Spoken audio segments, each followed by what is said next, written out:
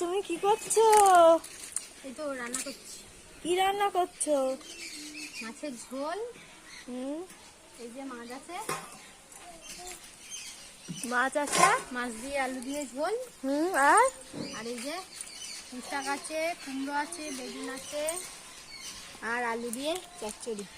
ও, আলু দিয়ে চচ্চড়ি। আর কিছু করবে না? দেখি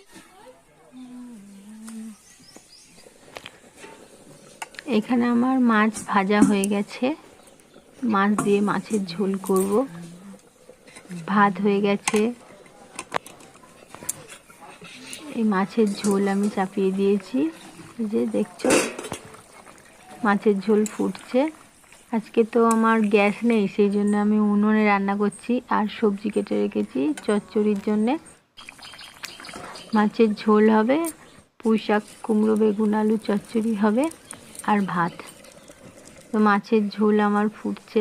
এই যে তোমাদেরকে একটু দেখিয়ে দিই আমাদের বাগানটা। আর আমি উঠোনে বসে বসে রান্না করছি, বেশ ভালোই লাগছে রান্না করতে।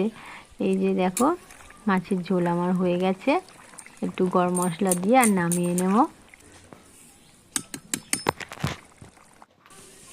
এরপরে আমি চচ্চড়ি চাপিয়ে দিয়েছি। দেখো এই যে পুঁই শাক কুমড়ো আলু বেগুন দিয়ে চচ্চড়িটা হয়ে গেলে আমার রান্না হয়ে যাবে। তো টাটা, আজকে এই পর্যন্ত।